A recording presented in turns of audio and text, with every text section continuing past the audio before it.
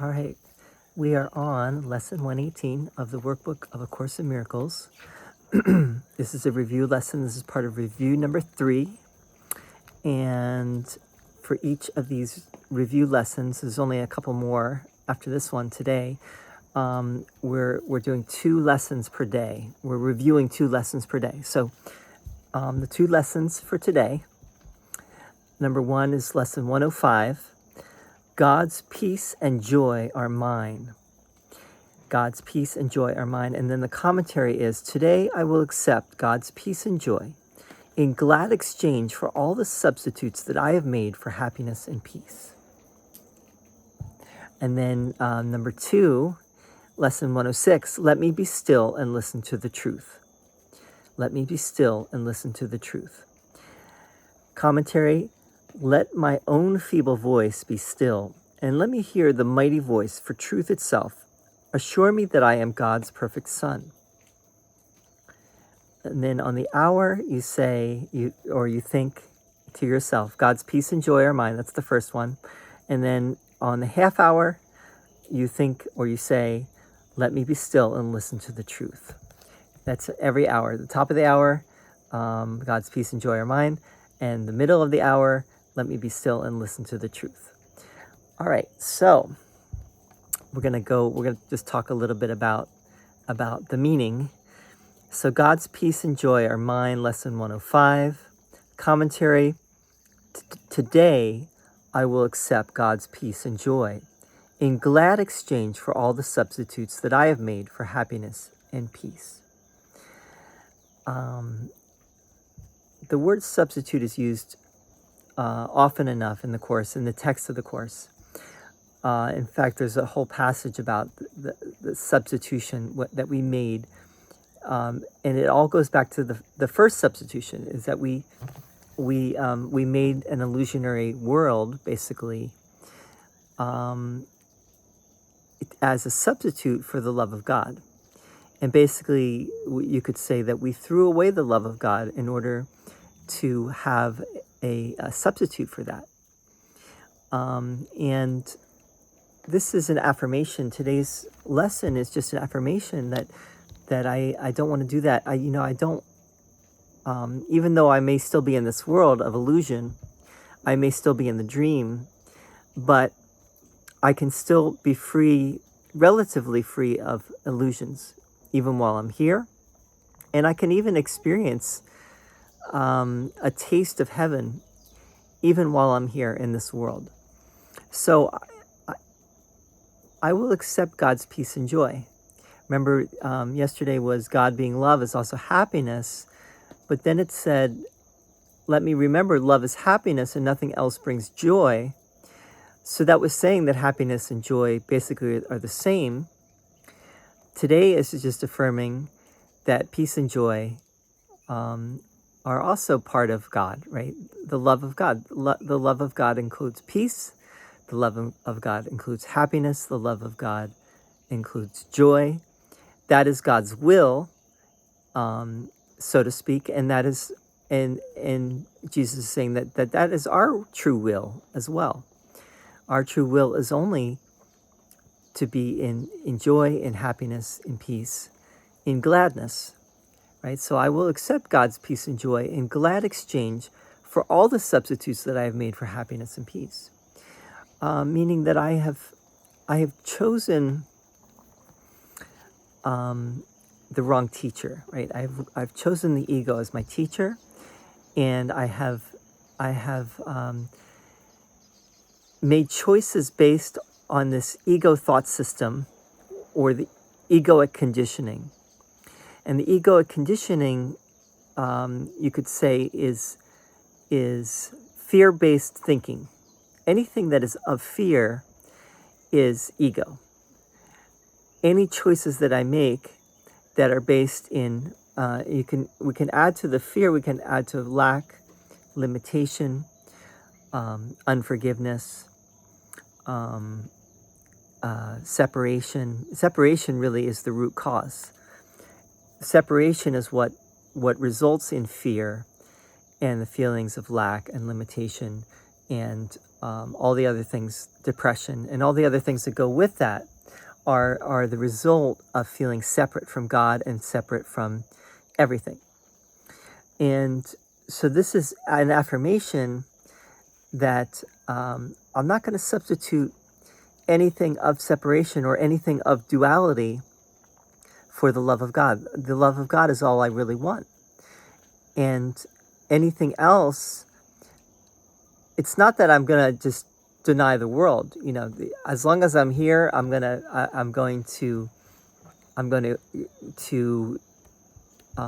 live in the world as best I can. But I'm going to live in it now, knowing my true reality, or remembering my true reality and accepting my true reality. And that's similar to what Jesus said. It's basically what Jesus said. And I don't know if he said these exact words, but this is a famous quote, to be in the world, but not of the world. So I will be in this world, but I will remember that the love that I am is not of this world, right? My true reality is beyond the world of form, is beyond the world of opposites, beyond the world of perception. So this goes deeper than just simple peace and joy and happiness. This is taking us back to the original oneness. So it's not, ow!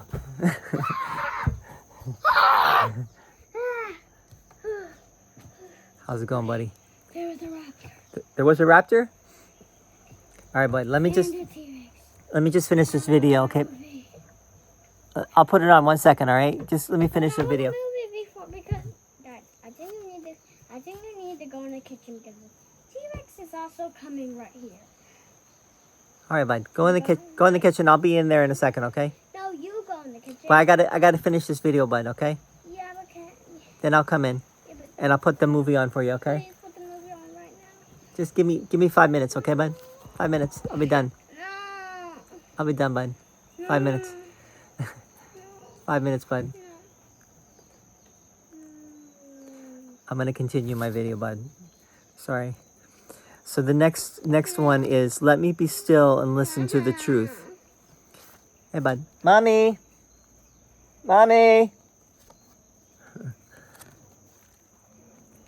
Let me be still and listen to the truth.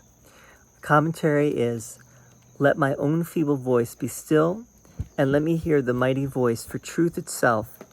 Assure me that I am God's perfect son.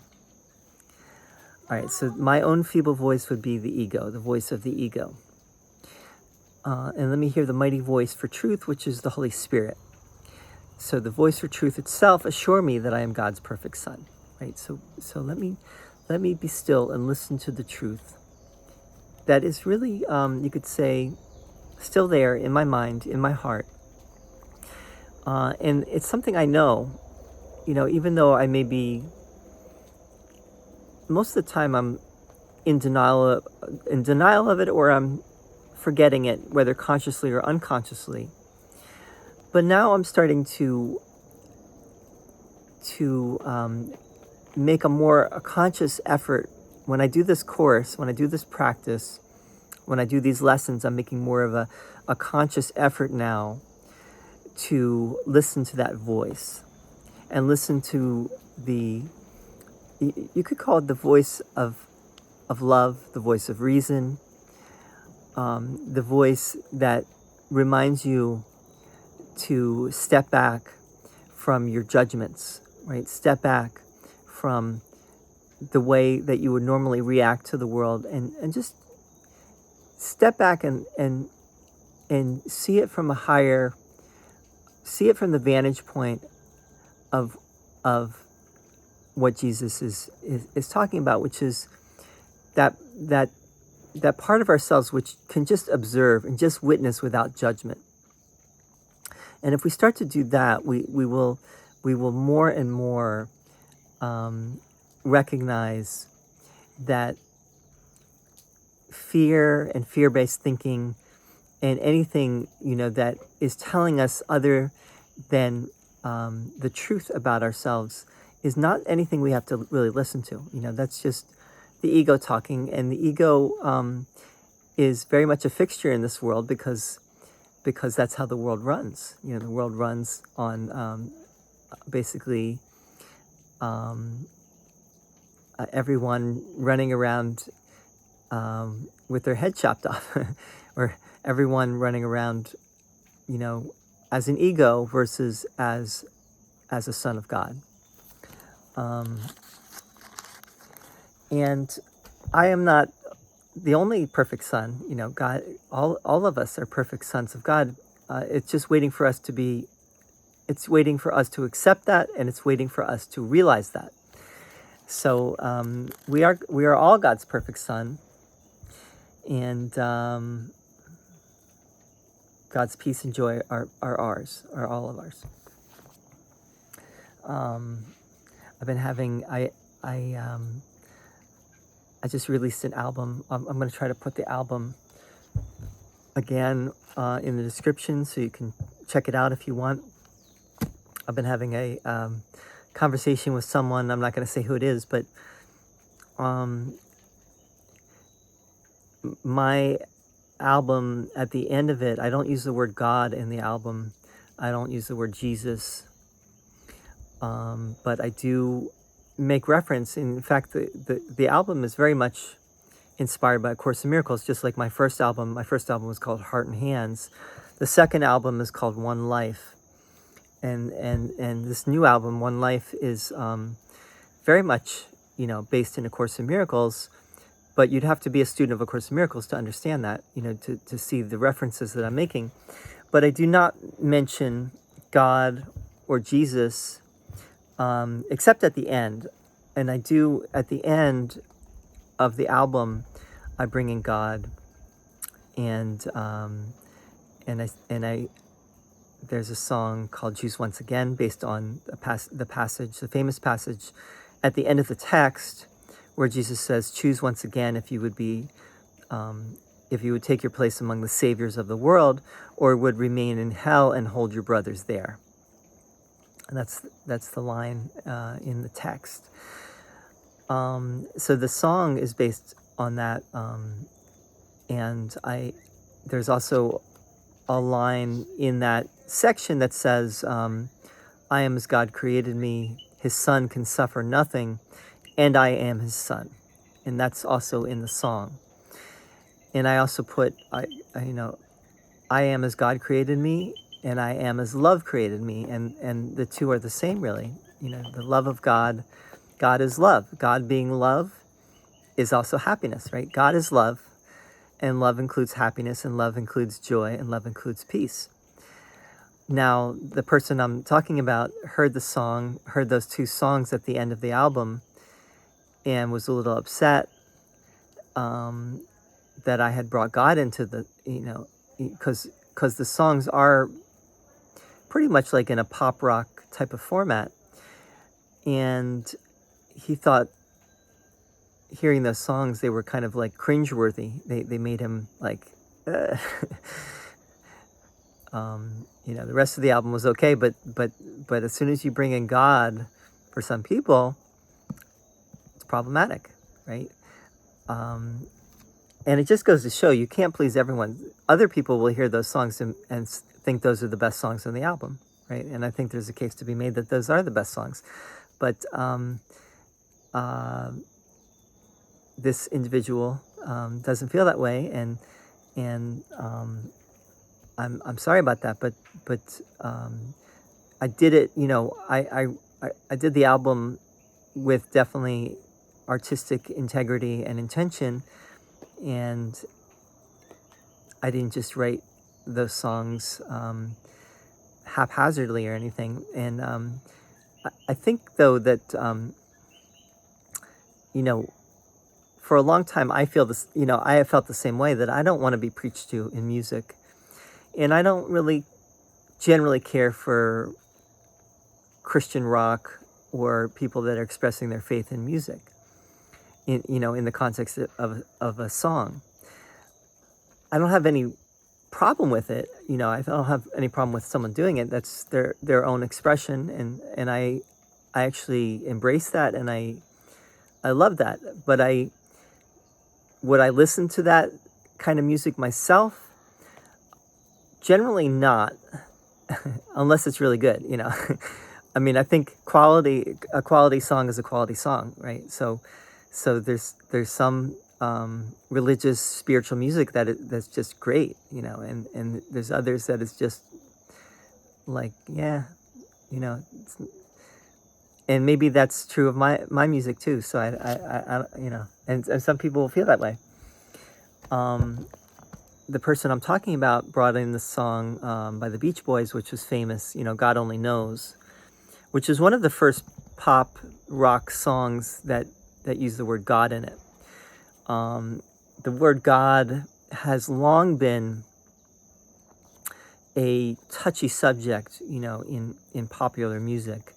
And if you do bring in the word God, you have to bring it in a way that does not rub people the wrong way, you know. And so God Only Knows, that song God Only Knows by Brian Wilson and the Beach Boys, uses a popular usage of God, you know. We say all the time, you know, God only knows what I would do, you know, God only knows. It's not, you could say that without believing in God, right? God only knows, you know. Some atheists say, you know, thank God I'm an atheist. That doesn't mean they believe in God, right? But or you could say, you know, you could invoke the name of Jesus or Christ in a sentence, but that doesn't mean you believe in Jesus that much, you know. It doesn't mean, it's a popular thing to say, you know, Christ, you know. Like John Lennon's song, Christ, you know it ain't easy. But he, you know, John Lennon's using that song was brilliant in the Ballad of John and Yoko, partly because it definitely was a play on words, the way he was using it, but it was also, if you didn't listen closely to the words, it's just a popular usage of Christ, you know. Christ, you know it ain't easy, right? Anyway, what did I want to say about all this? Where am I going? Well, just to say, John Lennon, one of John Lennon's great quotes was, he was asked, do you believe in God? And John said, if there is a God, we're all it. Right? If there is a God, we're all it. And in his song, Tomorrow Never Knows, which was on Revolver, it was one of the first acid rock songs based on LSD and talking about LSD journey, based also on the Tibetan Book of the Dead. In the song, John Lennon sings, love is all and love is everyone. So John was, you know, he was a skeptic, he was agnostic, and I think he was smart to be that. For all he had experienced in his life, all the LSD he took and everything like that, he wasn't going to say definitely one way or the other, but I think his answer was brilliant. You know, if there is a God, we're all it. You know, God must include all of us. We all have to be the Son of God, right? No one can be excluded. For anyone to be excluded is just would be wrong, you know. And so the person I'm talking about has an issue with John Lennon. He keeps telling me that John Lennon was a bad guy. He was a misogynist. He was, you know, he just wasn't a nice dude. And I keep saying, well, I don't, you know, that's not the John Lennon I know. You know, even though John Lennon might have done some really bad things in his life, but haven't we all? And John Lennon, you know, was relatively young when he died. He was just like 40 years old, right? 40 or 41 years old. And he would have matured just like everyone. he was on his way, and he was trying to be more loving. He was able to admit his mistakes, which not everyone is. You know, not everyone is able to admit that they've, you know, he admitted that he abused people. You know, he admitted that he was an asshole sometimes. You know, not everyone is that easy able to do that, especially to the world. You know, and John Lennon, you know, probably as much as any other figure in history, had the world's ear. So when he said something, when he admitted a mistake that he had made, you know, that was a big thing, because he could have just not admitted it, right? So he was making a statement in doing that. I really think that John was on to what Course in Miracles is teaching. I think he was on his way. If he had lived longer, I think he would have gotten all the way with it. Personally, I don't know if he did. You know, by the time he died, but I think he was a very profound thinker, and he certainly did some things that he regretted, but haven't we all? You know, and I don't think we can discount him or his art because of things that he did in the past, and that's exactly what the Course in Miracles is saying as well. Dad. All right, bud, I'm done.